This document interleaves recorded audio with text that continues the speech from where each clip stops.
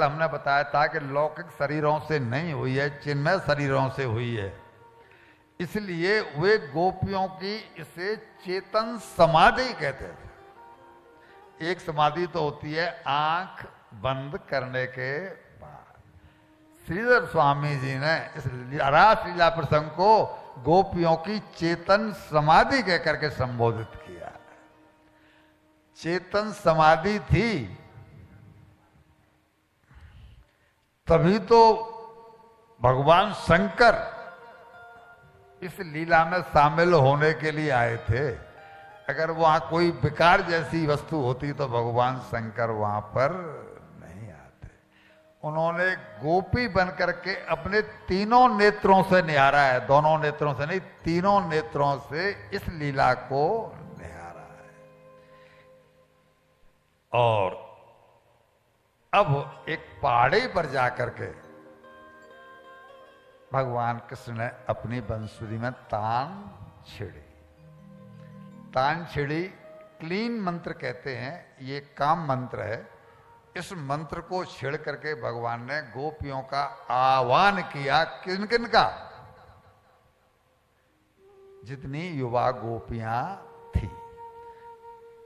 अब लीला में बंसरी में उनको अपना अपना नाम सुनाई पड़ रहा है। और कल मैंने आपको बताया था कि जितनी भी युवा गोपियां थीं उनके पुत्र बनकर के उन्होंने उनका दुग्धपान किया है। ठीक है। अब उनका नाम ले करके जो तान छिड़ी, तो जिस गोपी ने अपना नाम सुना वो वहां से ऐसे ही भागी कि भूल गई। क्यों? कि जिसको पाने के लिए, जिसकी प्राप्ति के लिए 1 महीने तक और कार्तिक स्नान किया था, उनका बुलावा आ गया। जब बुलावा पाया तो वो, अब एक भाव देखिए कि जब उन्होंने स्नान किया तब तो सभी गोपियां एक साथ थी। यहां क्या संकेत मिल रहा है? प्रयास करें, एक साथ करें, लेकिन जब भगवान से मिलना होगा तो दिमाग में ये रहे कि सबके साथ भगवान से नहीं मिला जा सकता। उन्होंने प्रयास एक साथ किया, एक साथ स्नान किया, लेकिन जैसे ही अपना नाम सुना कमला, तो बिमला को बुलाने नहीं गई कि चल चल। बोला बिमला को छोड़, मुझे बुलाया है, मुझे भगवान की प्राप्ति हो रही है। और कमला वहां से दौड़ी और जिस कंडीशन में थी उसी कंडीशन में दौड़ी। यानी श्रृंगार उल्टा सीधा जैसा भी था, किसी भी उसने यही नहीं, कोई अपने बालक को दूध पिला रही थी, बालक को छोड़ दिया। कोई अपने सास ससुर को खाना खिला रही थी, उसको छोड़ दिया। कोई पति के पैर दबा रही थी, उसको छोड़ दिया। यानी जब अब अपने प्रेमी का बुलावा आ गया है तो प्रियतमा का फर्ज यही है कि पहले उसकी प्राप्ति किया जाए।